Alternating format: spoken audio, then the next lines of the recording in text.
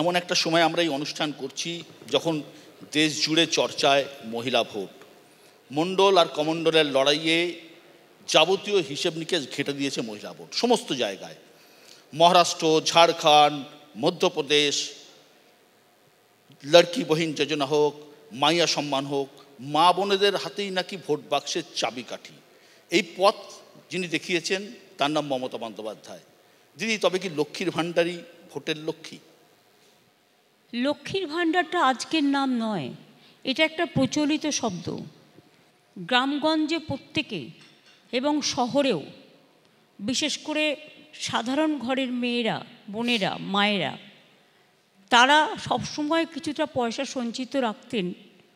যখন সমাজে সংকট হতো, আর্থিক সংকট, বা কেউ অসুস্থ হয়ে পড়তো বা কোনো প্রবলেম অ্যারাইজ করতো, হাতে পয়সা নেই, তখন কিন্তু তাদের লক্ষ্মীর ভাণ্ডারটা ভেঙেই তারা কিন্তু খরচাটা করতেন।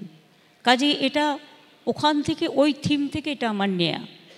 লক্ষ্মীর ভাণ্ডার, আমি গর্বিত যে বাংলায় প্রায় 1,21,00,000 মেয়েরা আজকে লক্ষ্মীর ভাণ্ডার পাচ্ছে এবং তাদের শুধু আজ নয়, সারা জীবন পাবেন, যতদিন বেঁচে থাকবেন। এবং এটাতে আমাদের প্রায় 50,000 কোটি টাকা খরচা হয়েছে। এর মধ্যে কোনো বাধা নিষেধ নেই যে ফ্রিজ থাকলে পাবে না, টিভি থাকলে পাবে না? অন্যান্যরা যারা আমাদের দেখাদেখি করেছে, ধন্যবাদ। ভালো জিনিস যদি কেউ কপি করে সেটাকে অলওয়েজ ওয়েলকাম করা উচিত। কিন্তু তাদের সাথে আমাদের তফাৎ একটাই, আমাদের প্রোগ্রামটা হচ্ছে ইউনিভার্সাল, অর্থাৎ কোনো রেস্ট্রিকশন নেই যে 2 চাকার বাইক থাকলে পাবে না, একটা স্মার্টফোন থাকলে পাবে না, অথবা একটা পাকা বাড়ি থাকলে পাবে না, এরকম নয়। আমাদেরটা হচ্ছে সার্বজনীন, সর্বকালীন এবং সর্বমা বোনেদের জন্য। আপনি লক্ষ্মীর ভাণ্ডার করলেন, মধ্যপ্রদেশ হয়ে গেল, ঝাড়খণ্ডে হলো, এই দেখুন না 4 মাস আগে লোকসভা ভোট হলো মহারাষ্ট্রে, সেখানে কি রেজাল্ট হলো, আর 4 মাস পরে যেই এই লক্ষ্মীর ভাণ্ডারের মতো প্রকল্প অ্যানাউন্স হলো, অন্য রেজাল্ট হয়ে গেল। ওদের ওখানে অনেক রেস্ট্রিকশন আছে এবং এখনও যাদের দেওয়া হবে বলা হয়েছিল তাদের মধ্যে অনেকে পায়নি। কিন্তু আমরা 2021-এর ইলেকশনে এটা বলেছিলাম এবং আমরা আমাদের ম্যানিফেস্টোতেও রেখেছিলাম এবং আমরা কিন্তু 2021 থেকেই এটা চালু করে দিয়েছি। কথা দিয়ে কথা রাখাটা আমাদের কাজ এবং তাই কথা দিলে সেটা রাখতে হয়। আমরা চালু করে দিয়েছি, তখন ছিল 60 বছর বয়স পর্যন্ত, এখন সেটা আমরা সারা জীবন, আজীবন করে দিয়েছি। 50-এরও বেশি প্রকল্প রয়েছে আপনার সরকারে। 94টা, আমি বলছি 50-এরও বেশি। তো জন্ম থেকে মৃত্যু সব ক্ষেত্রেই কোনো না কোনো মানে পাশে সরকার দাঁড়াচ্ছে। এই যে একের পর এক ভোটে তৃণমূলের যে বিপুল সাফল্য, এর পেছনে কি জনকল্যাণমূলক প্রকল্পগুলো আছে বলে আপনি মনে করেন? দেখুন, গণতন্ত্রে আমরা একটা কথা মনে করি, জন, যেটা জনগণ মন অধিনায়ক জয় হে। গণতন্ত্রে গণজনকে শ্রদ্ধা জ্ঞাপনের মধ্যে দিয়ে কখনো মনে করতে নেই যে আমি একটা কেউকেটা বা আমি একটা সর্বেসর্বা। আমি আসলে দীর্ঘদিন ধরে পথ চলতে চলতে, হাজার হাজার কিলোমিটার পথ পেরোতে পেরোতে, ধাক্কা খেতে খেতে, মার খেতে খেতে, লড়াই করতে করতে, বিভিন্ন গ্রামের পাশ দিয়ে যেতে যেতে, রাস্তার পাশ দিয়ে যেতে যেতে, শহরের পাশ দিয়ে যেতে যেতে, আমার যখন যেটা চোখে পড়েছে সেটা আমি আমার ডাউন মেমারি লেনে রেখে দিয়েছিলাম এবং তার মধ্যে যতটুকু সম্ভব, কারণ এখানে তো ফাইন্যান্সিয়াল লায়াবিলিটি একটা ব্যাপার থাকে, আমার রাজকোষে যদি অর্থ না থাকে আমি সেটা কি করে করব? রাজকোষটাও তো সামলাতে হবে। তার মধ্যে কেন্দ্রের কাছে আমরা প্রায় 1,71,000 কোটি টাকা পাইনি, আমাদেরই প্রাপ্য টাকা। সব কিছু সামলে আমাকে যখনই কোনো প্রজেক্ট করতে হয় আমায় দেখতে হবে তার ফাইন্যান্সিয়াল অব্লিগেশন কতটা এবং সেটা আমি জোগাড় করতে পারবো কি না। মায়েরা যখন সংসার চালান তারা মাসে ঠিক করে নেন, সেই চাকরিই করুক আর কৃষিজীবী হোক আর শ্রমজীবী হোক, বা পুজোর সময় দেখুন সারা বছর যারা প্ল্যান করে, পুজোর জন্য একটা বাজেট রাখতে হয়, উৎসবের জন্য একটা বাজেট রাখতে হয়, বিয়ে বা সামাজিক কাজের জন্য একটা বাজেট রাখতে হয়, যারা মুসলিম ঈদ করে ঈদের জন্য একটা বাজেট রাখতে হবে, বড়দিন তাদের জন্য একটা বাজেট রাখতে হয়। সব ধর্মের সমন্বয়ের মধ্যে দিয়ে প্রত্যেকটা কাজ হিসেব করে চলতে হয়। কাজে যতটা পেরেছি সম্ভব মতো, হয়তো আরও কিছু করতে চাইতাম যদি আমার ফাইন্যান্সিয়াল স্ট্রেংথটা এবং আমাদের যেটা প্রাপ্য সেটা সবটা পেতাম, কিন্তু হয়তো এর মধ্যেও কিছু কিছু রয়ে গেছে যা হয়তো ইচ্ছে থাকলেও পূরণ হয়নি। কারণ আমি এমন কিছু করি না, অনেকে ভোটের আগে কিছু বলেন কিন্তু কথা রাখেন না, আমি সে দলে পড়ি না। আমি একটা সাধারণ মানুষ, আমার চিন্তাধারা আমি যেন চিরকাল সাধারণ থাকতে পারি এবং মানুষকে যদি কোনো কথা দিই, কথা রাখাটা আমার কাজ। আর আমি মনে করি কথা রাখাটাই হচ্ছে মানুষের জীবনের ক্রেডিবিলিটি। আর কথা দিয়ে কথা না রেখে সেটা উল্টো পাল্টা করাটাকে আমি মনে করি একটা বিরাট অপরাধ। তাই যতটুকু পেরেছি করেছি, এর জন্য আমার কৃতিত্ব নয়, কৃতিত্বটা জনগণের। এই তো কয়েকদিন আগে ফাইন্যান্স কমিশন এসেছিল আমাদের পশ্চিমবঙ্গে, আমি যতদূর শুনেছি তারা আপনার প্রেজেন্টেশন বা আপনার কথা বলা বা আপনার নলেজ দেখে প্রচণ্ড খুশি, আমাদের সাংবাদিকরা যা জানিয়েছেন। এই ফাইন্যান্স কমিশনের কাছে তো আপনি তো রাজ্যের যে বরাদ্দ সেটা আরও বেশি করার কথা বলেছেন। দেখুন আমি কি বলেছি ফাইন্যান্স কমিশনকে, it is a confidential meeting. আপনি মনে করেন বাড়ানো উচিত? না, আমি বলছি আপনি যখন আমাকে বলতে অ্যালাউ করেছেন, you have to allow me to complete my word. আমি তাদের যা বলেছি আমি সবটাই বলেছি।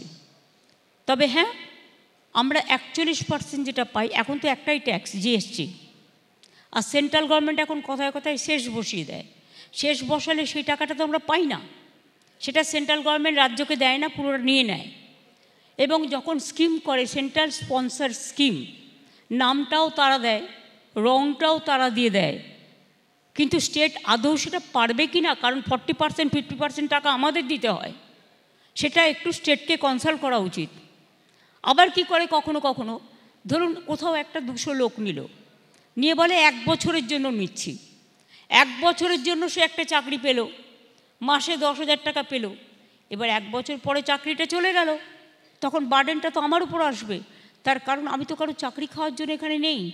ফলে আমাদের সেটা ব্যাপারে যদি আলোচনা করে নেয় সেন্ট্রাল স্পন্সার্ড স্কিমের ব্যাপারে, যেহেতু আমাদের টাকা, আমাদের পার্টিসিপেশন, আমাদের পারফরমেন্স আমাদের স্টেটে শ্যুট করবে কি না। অনেক সময় এমন একটা নাম দিয়ে দিল, ধরুন ভাষায় নানা রকম ডিফারেন্সেস আছে, বাংলা ভাষায় ওয়ার্ডের যেটা মানে হয় হিন্দি ভাষায় অন্যরকম মানে হয়, সংস্কৃত ভাষায় অন্যরকম মানে হয়, তামিলনাড়ু তামিল ভাষায় অন্যরকম মানে হয়, কেরালা ভাষায় অন্যরকম মানে হয়। সুতরাং স্টেট ল্যাঙ্গুয়েজকে অলওয়েজ প্রায়োরিটি দিয়ে, যেটা মানুষ বুঝতে পারবে, সাধারণ মানুষ, শুধু আর্টিকুলেট হলেই হবে না বা আর্টিফিশিয়াল হলে হবে না, যে ল্যাঙ্গুয়েজটা মানুষের কাছে পৌঁছবে সেই রকম স্কিমের নাম দিলে তবে মানুষ সেটা বুঝতে পারে। জোর করে তো গিলিয়ে দেওয়ার ব্যাপার নয়, জোর করে যা পারলাম গিলিয়ে দিলাম, এগুলো হচ্ছে উভয় পক্ষকে ফেডারেল স্ট্রাকচারে মেনে চলতে হয়। তাই আমরা যেটা বলেছি, কি বলেছি আমি এখনও বলবো না, ডিটেলস আলোচনা হয়েছে, প্রায় 3 ঘন্টা ডিটেলস আলোচনা করেছি সব ব্যাপার নিয়ে।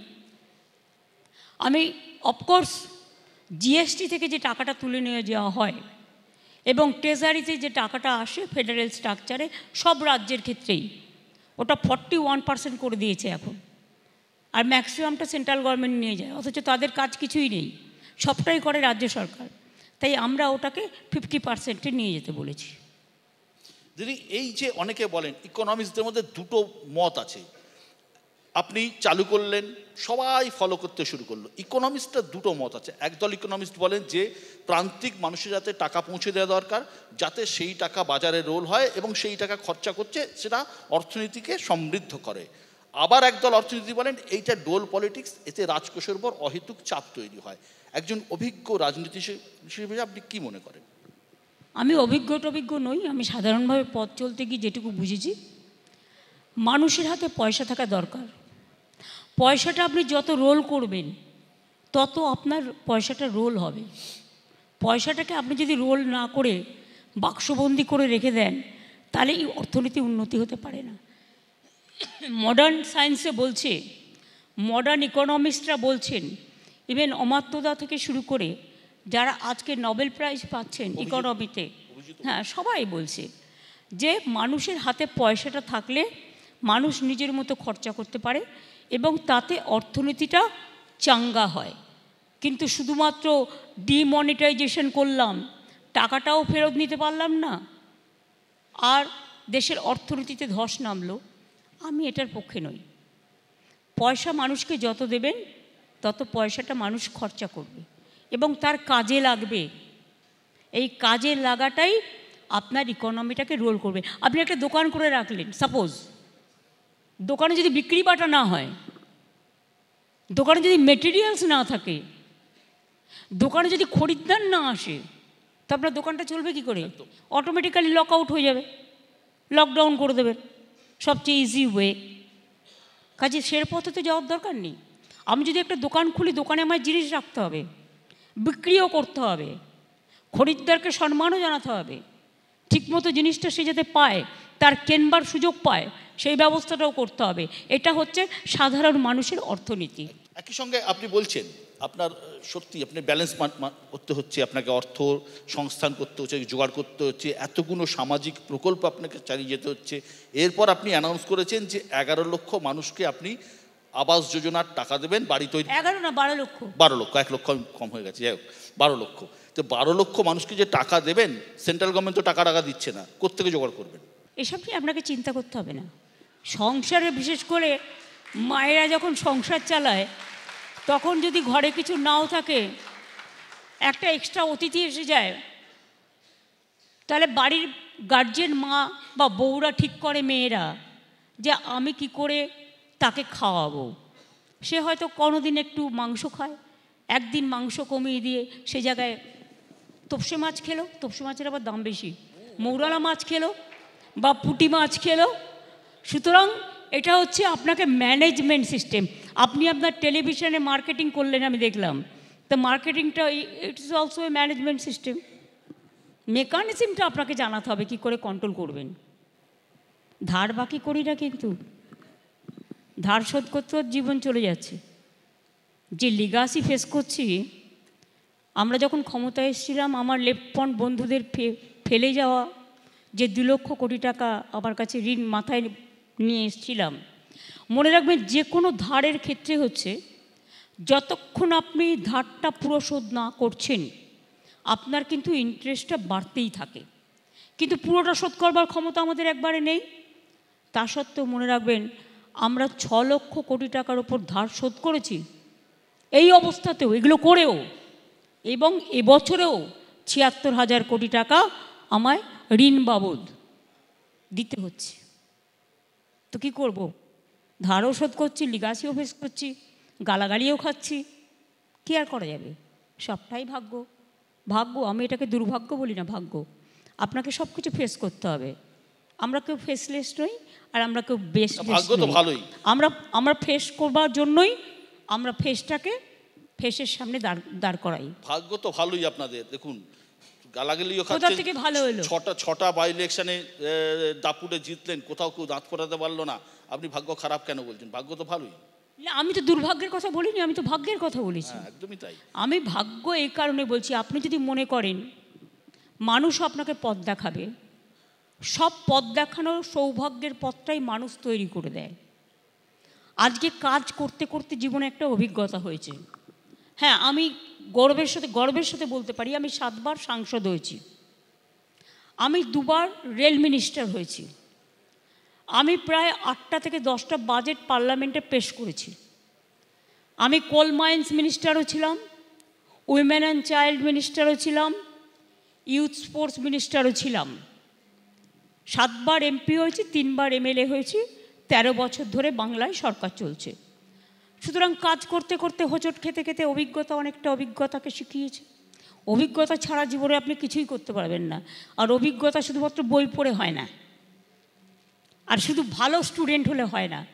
ভালো স্টুডেন্টদের কোয়ালিটি হচ্ছে, স্পেশালিটি হচ্ছে, এখন সবটাই টেকনিক্যালিটি, স্পেশালিটির উপর নির্ভর করে। কিন্তু আপনাকে যদি সব সাবজেক্ট জানতে হয়, তাহলে আপনাকে সব পরিবারকে জানতে হবে, সব কমিউনিটিকে জানতে হবে, সর্বসমাজকে জানতে হবে, এবং জগৎটাকে জানতে হবে। তার মানে আপনি বলছেন যে একজন দক্ষ রাজনীতিক, দক্ষ প্রশাসক এবং দক্ষতার সাথে সব কিছু চালাতে গেলে। আপনি আমায় দক্ষ বলছেন, সবাই তো আমাকে অদক্ষ বলছে। না না, সে কে বলছে আমি জানি না। আপনি 200-র ওপরে সিট পেয়ে পশ্চিমবঙ্গে ক্ষমতায় এসছেন, এই সামনের বছর আবার নির্বাচন, যা বিরোধী যা অবস্থা দেখছি তাতে এবারও হয়তো আপনারাই আসবেন, কিন্তু হয়তো না, মানুষের প্রতি আমার ভরসা, আস্থা, বিশ্বাস আছে এবং আমরাই আসবো, এটা আমি বিশ্বাস করি। সবাই হাততালি দিচ্ছে, সব সব বল তো সৌরভ গাঙ্গুলি আছে, উড়িয়ে দিচ্ছেন এরমভাবে। যাই একটা, সৌরভ তো বোল্ড আউট করবে। না, একটা প্রশ্ন আমি সত্যি করব যে দেখুন, আগস্ট মাসে একটা আন্দোলন হলো আর্জিকর, তারপরে 6টা বিধানসভার ভোট হলো, উপনির্বাচন হলো। আপনার কি একবারও কখনো ভয় লাগেনি যে এই একটা আন্দোলন হলো, এতগুলো লোক রাস্তায় নামলো, নাগরিক সমাজের একটা তৈরি হলো, কোথাও তো ভোটে কোনো এফেক্ট পড়লো না? আপনার কি একবারও কোথাও মনে হয়নি? আমি বললাম আমার পুরোটাই বিশ্বাস এবং আস্থা এবং ভরসা মানুষের উপরে। আমি বিশ্বাস করি মানুষ আমাদের কাজগুলোকে গ্রহণ করেছেন এবং তাই মানুষ আমাদের এই আশীর্বাদ, শুভেচ্ছা, দোয়া, জোহার, যেটাই বলে, সর্বধর্ম সমন্বয়ের পীঠস্থান বাংলা। বাংলা কসমোপলিটান জায়গা।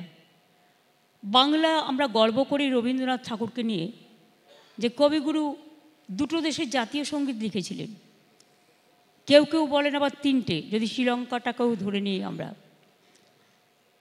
এবং দেশে যখন নবজাগরণ হয়, ধরুন সতীদাহ প্রথা আজকে সারা ভারতবর্ষে রদ হয়েছে, কিন্তু প্রথম কোথায় হয়েছিল? বাংলায়।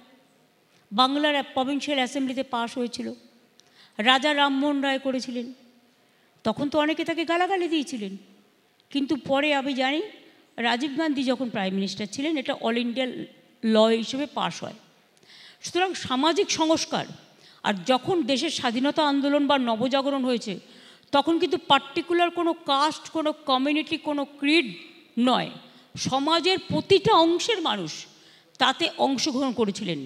আর মহাত্মা গান্ধীজি গুজরাটে জন্মগ্রহণ করলেও সবচেয়ে জীবনের ম্যাক্সিমাম টাইমটা দিয়েছেন এই বাংলায়, এবং সেই জন্য বেলেঘাটায় গান্ধী ভবনটাকে আমরা সুন্দর করে দিয়েছি। এবং বাংলায় রবীন্দ্রনাথ ঠাকুর যখন লিখছেন বাংলার মাটি বাংলার জল, বাংলার বায়ু বাংলার ফল, পূর্ণ হোক হে ভগবান, তখন আবার নজরুল ইসলাম লিখছেন, কি লিখছেন? দুর্গমগিরি কান্তার মরুদুস্তর পাড়াবার, লঙ্ঘিতে হবে রাত্রি নিশীতে যাত্রীরা হুঁশিয়ার। অথবা লিখছেন, ফাঁসির মঞ্চে গেয়ে গেল যারা জীবনেরও জয়গান, 80 অলক্ষে দাঁড়াইছে তারা দিবে কোন বলিদান। অথবা তিনি কিন্তু লিখেছিলেন, এটা নজরুলের হাত দিয়ে, কোরআন পুরাণ বেদ বেদান্ত বাইবেল ত্রিপিটক, কোরআন পুরাণ বেদ বেদান্ত বাইবেল ত্রিপিটক, গ্রন্থ সাহেব জেন্দা বেস্তা পড়ে যাও যত শখ। এটাকেই রামকৃষ্ণ পরমহংসদেব বলেছিলেন, যত মত তত পথ। এটাকেই স্বামী বিবেকানন্দজি বললেন, আমাদের হিন্দু ধর্মটা হচ্ছে ইউনিভার্সাল, আমরা পরস্পরকে ভালোবাসি। তিনি শিকাগোয় গিয়ে যে বক্তৃতাটা করেছিলেন, সেই বক্তৃতার মূল অংশ ছিল যে আমরা স্ট্রং বিকজ আমরা ইউনাইটেড, এবং আমাদের ধর্মটা হচ্ছে ইউনিভার্সাল, সার্বজনীন। নেতাজি সুভাষচন্দ্র বসু যখন আন্দোলন করেছিলেন, মনে রাখবেন নেতাজি সুভাষচন্দ্র বসুরও ডান হাত ছিলেন শাহনাজ খান। এগুলো সব আমাদের ইতিহাস, কিন্তু ইতিহাসটাকে মনে রাখতে হবে। একদম, আপনি ঠিক বলছেন, ইতিহাসকে অবশ্যই মনে রাখতে হবে। কিন্তু আমার একটা প্রশ্ন সত্যি আপনি মানে হয়তো এড়িয়ে যাচ্ছেন, এই যে ধরুন আমরা প্রত্যেকেই বলেছি, আপনি নিজেও বলেছেন অত্যন্ত ঘৃণ্য অপরাধ হয়েছে আরজি করে, কিন্তু যে মুভমেন্টটা হয়েছিল এটা কি আপনি কি রাজনৈতিক মুভমেন্ট বলে মনে করেন? Political movement? অবশ্যই প্রথমের দিকে মানুষ বুঝতে পারেননি, বাট পরে তো প্রমাণিত হয়ে গেছে যে এটা পলিটিক্যাল। ঠিক আছে, যে কেউ আন্দোলন করতে পারে, পলিটিক্যালও করতে পারে, it is their absolutely freedom of their expression or freedom of their democratic performance, even right to walk, right to protest. কিন্তু actually it was a planted game, যদিও আমি সবাইকে বলছি না যারা অংশগ্রহণ করেছেন তারা ভুল করেছেন, নিশ্চয়ই তারা ভালো বুঝেছেন বলে করেছেন, এটা আমি তাদের উপর ছেড়ে। কিন্তু পরে প্রমাণিত হয়ে গেছে, কারণ প্রথমে অনেক কিছু আমরা বুঝি না। তার কারণ একটা প্রবাদে আছে, দাঁত থাকতে কেউ দাঁতের মর্ম বোঝে না। A prophet is not honoured in his own country. এগুলো আমরা বুঝি, পরে বুঝি।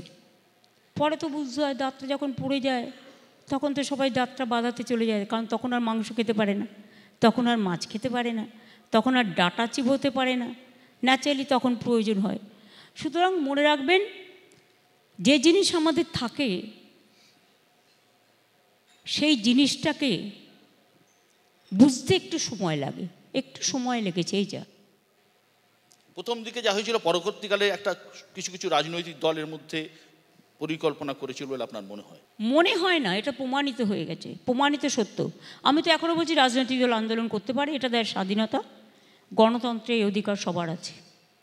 কিন্তু যেভাবে এটাকে প্রজেক্ট করা হয়েছিল, এখনও এটা ম্যাটার অফ সাবজুডিস, তাই ডিটেলসে আমি যাব না। আমি যেটা বলেছিলাম যে আপনারা আমাকে 1 মাস টাইম দিন, বাবা মার কাছে গিয়ে বলেছিলাম। আমার সাথে সেদিন সিপিও ছিলেন। আমরা 1 মাসের মধ্যে যদি করতে না পারি, আপনারা এটা সিবিআইকে দিয়ে দেবেন, আপনারা যদি চান, আমার কোনো আপত্তি নেই। কিন্তু সেদিন যাই হোক ওরা নানা রকম বুঝিয়েছিলেন। আপনি কি মনে, এই যে ধরুন যখন ঘটনা ঘটেছিল আন্দোলনের, যেমন সবার কথা বলছি না, মিডিয়াতে রিপোর্ট হয়েছিল, একটা সেকশন ডাক্তারদের, তারা যখন আন্দোলন করেছিল, দেখুন আন্দোলন প্রত্যেকের অধিকার, সে করতেই পারে, কিন্তু একই সঙ্গে তারা বেসরকারি হাসপাতালেও চিকিৎসা করেছিল। আপনি কি চান সবই একদিনে জেনে নেবেন? এটা নিয়ে তদন্ত চলছে না, আমি জানি কারা করেছেন, আমার কাছে লিস্ট আছে, ডেটা আছে, এবং তাতে প্রায় গভর্নমেন্টের 1000 কোটি টাকা গেছেও, স্বাস্থ্যসাথীর মাধ্যমে হয়েছে। আমরা সেটাকে ট্র্যাক করতে পেরেছি, কিন্তু ডিটেলসটা আমি এখানে বলবো না, কারণ হচ্ছে তদন্তটা খুব ডিপ রুটেড করে নিয়ে তারপরে পাবলিকলি এটা দিয়ে দেবো। আমি উইদাউট এভিডেন্স কথা বলি না, বলতে পারেন এটা আমার মাইনাস পয়েন্ট। দেখুন, স্বাস্থ্যসাথী আপনি তা ভালো উদ্দেশ্য করেছেন, কিন্তু অনেক ক্ষেত্রে তো স্বাস্থ্যসাথীর মিসইউজ হচ্ছে। প্রচুর লোকজন ভুয়ো বিল দেখিয়ে, ডাক্তাররা নানা রকম কাজ করে, সরকারি হাসপাতালে 1 ঘন্টা কাজ করে, 5 ঘন্টা বেসরকারি হাসপাতালে কাজ করে, নানা রকম করছেন। কিন্তু এটা মানে আমাদের যারা সাংবাদিকতা করি তারা আমরা জানি যে এটা কিন্তু হচ্ছে। এটা আটকাতে আপনি কী করছেন? কোনো পরিকল্পনা বা কোনো কিছু? এটা ধরতে পেরেছিলাম বলেই তো তাদের ধরা গেল না। যারা এখানে কাজ করবে না স্ট্রাইক, অথচ ওখানে গিয়ে গভর্নমেন্টের পয়সায় স্বাস্থ্যসাথী প্রাইভেটে গিয়ে করে এলো, এটা ধরলাম কি করে? এবং শুধু তাই নয়, আমরা একটা নতুন করে একটা ট্র্যাক করার সিস্টেম করেছি এখন। এটা আইটি ডিপার্টমেন্ট, বিশেষ করে আমার আইটি ডিপার্টমেন্ট এবং পুলিশ মিলে, হেলথ ডিপার্টমেন্ট মিলে এটা আমরা একটা অ্যাপ করেছি এবং একটা ট্র্যাকিং সিস্টেম করেছি। যখনই এটা কেউ মিসইউজ করবে সঙ্গে সঙ্গে ধরা পড়বে। যেমন ট্যাবে আপনারা দেখলেন, আমি প্রায় আমি ট্যাবের ক্ষেত্রে প্রচুর টাকা দিয়েছি, এবং বিশেষ করে এই টোটাল সংখ্যাটা বলছি আমরা প্রায়, জাস্ট এ মিনিট, ওটার নাম হচ্ছে তরুণের স্বপ্ন, প্রোগ্রামটার নাম। আমরা মোর দ্যান 52 লাখ ছাত্রছাত্রীদের ট্যাব দিয়েছি। তার মধ্যে 1900 কেস ধরা পড়েছে, কিন্তু তার মধ্যে 1701টা কেস আমরা কিন্তু খুঁজে বের করে নিয়েছি, তাদের অ্যাকাউন্ট ফ্রোজেন হয়ে গেছে। এবং আমরা একটা সিস্টেম করছি যাতে এখানে অনেকের হাত আছে, এবং ব্যাংকের থ্রুতে তো টাকাটা যায়। ব্যাংক আছে, মাস্টারমশাই আছে, হেডমাস্টার আছে। আমি ন্যাচারালি কারোর কথা না বলে বলছি, টাকাটা তো ব্যাংকের থ্রুতে গভর্নমেন্ট দেয়। তো গভর্নমেন্ট যখন ব্যাংকের থ্রুতে দিচ্ছে, তখন ব্যাংকেরও কি দায়িত্ব নয় এটাকে চেক আপ করা? যারা যারা দোষী সব কটাকে ধরা হয়েছে, এবং 44 জন ইতিমধ্যে অ্যারেস্টও হয়েছে। সরকার কড়া পদক্ষেপ নিচ্ছে, আপনার কথা অনুযায়ী বুঝতে পারছি সরকার অত্যন্ত কড়া পদক্ষেপ নিচ্ছে। এবং সত্যি তো বিভিন্ন লোক ভেতরে, সর্ষের মধ্যে ভূত না থাকলে তো এ ঘটনা ঘটে না। সরকার 2 বার করে টাকা দিতে হচ্ছে, ধরা হচ্ছে। হ্যাঁ, আমরা 1900 কেস হয়েছিল, এবং তার মধ্যে আমরা প্রত্যেকে আবার 10,000 টাকা করে ট্যাব কেনার জন্য দিয়ে দিয়েছি। খুব সম্ভবত জামতাড়া গ্যাং বলে ঝাড়খণ্ডের একটা গ্যাং আছে, যারা আপনারা প্রত্যেকেই যারা আছেন, যারা দর্শক দেখছেন তারাও নিশ্চয়ই জানেন সাইবার ক্রাইম এখন একটা এমন জায়গায় চলে গেছে, ভবিষ্যতের সব থেকে বড় জায়গা এটা সাইবার ক্রাইম, এটা রুখতে কিন্তু হবেই। যা ইটস এ ক্রিমিনাল অফেন্স, এবং আমি মনে করি যে এটা অনেক রাজ্যে হয়েছে কিন্তু কেউ ধরতে পারেনি। কিন্তু আমাদের পুলিশ যে যা ইচ্ছে বলতে পারে, কিন্তু আমাদের পুলিশ খুব সক্রিয় বলে আমরাই এটা একমাত্র ধরতে পেরেছি। এটা ঝাড়খণ্ড বিহারের একটা গ্রুপ আছে যারা সব জায়গাতেই করে বেড়ায়।